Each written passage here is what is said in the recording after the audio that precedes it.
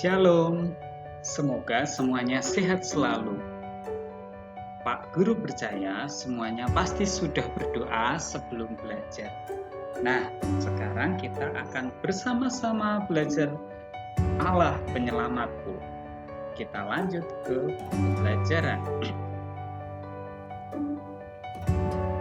Anak-anak, kita belajar tentang arti penyelamat. Penyelamat adalah seseorang yang meluputkan atau menghindarkan orang lain dari bencana atau bahaya. Diberi contoh oleh Pak Guru, ada seorang yang tenggelam, kemudian ditolong oleh orang lain. Tim PNI ini menolong orang dari tenggelam. Nah, tim PNI tersebut adalah penyelamat.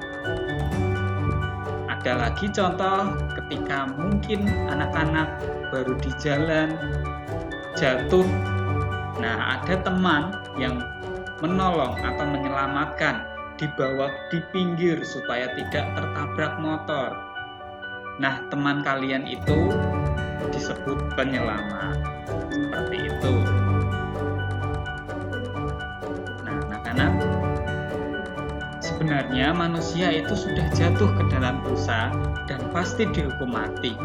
Semuanya saja, anak kecil, remaja, pemuda, bapak-bapak, ibu-ibu, mbah-mbah, semuanya jatuh ke dalam dosa dan tidak bisa menyelamatkan diri. Semuanya pasti dihukum mati ke dalam neraka. Tetapi orang Kristen percaya bahwa Yesus adalah Allah yang menyelamatkan kita dari maut, dari hukuman neraka. Hanya Allah saja yang mampu menyelamatkan manusia yang menjelma menjadi Yesus. Hanya Allah saja yang bisa. Manusia biasa tidak bisa. Hanya Allah yang menjelma menjadi Yesus. Sehingga kita terbebas dari neraka dan menuju ke dalam kerajaan Allah. Itulah keselamatan yang dimiliki umat percaya. Kemudian ada contoh kisah penyelamatan oleh Allah yang dilakukan Allah kepada 3 hambanya, yaitu Hanaya, Misael, dan Azaria. Nah, bisa dibaca di dalam Daniel 3 ayat 1-30.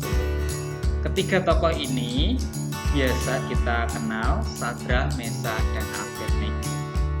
Kita akan bersama-sama belajar mengenai penyelamatan Allah kepada 3 tokoh ini.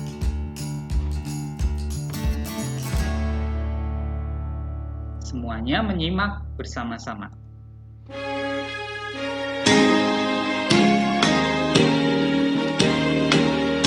Pada waktu itu kota Yerusalem dikuasai oleh Raja Nebukadnezar, yang raja tersebut membuat patung yang terbuat dari emas.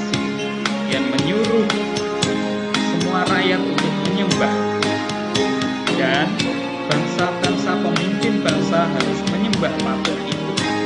Pegawai raja mengumumkan yang tidak menyembah akan dihukum, dan semuanya takut. Kemudian orang-orang sedih.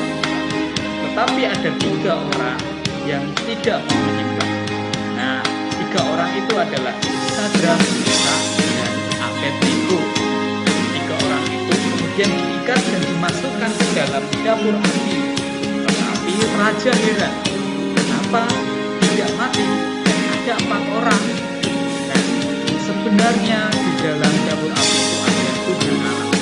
Kemudian raja memanggil mereka untuk keluar. Sadrah, Mesakh, Abednego pun keluar. Mereka tidak terbakar. Raja akhirnya tahu bahwa Sadrah, Mesakh, Abednego dilindungi oleh Tuhan. Tuhan adalah Itulah tadi kisah singkat, kisah Sadrah, Mesakh, Abednego yang diselamatkan oleh Allah. Karena hanya Allah satu-satunya penyelamat. Hanya Allah yang mampu. Jika anak-anak dalam bahaya, minta tolonglah kepada Tuhan.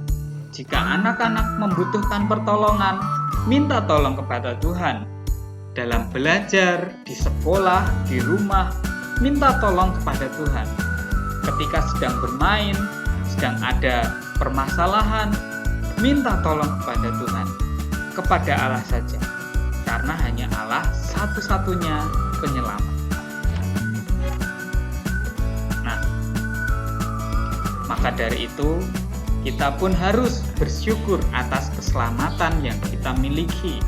Di rumah kita bisa memuji Tuhan bersama-sama keluarga, orang tua, saudara, ataupun teman-teman juga.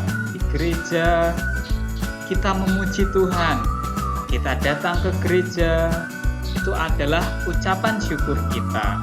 Kemudian kita rajin berdoa, itu juga bentuk ucapan syukur atas keselamatan kita.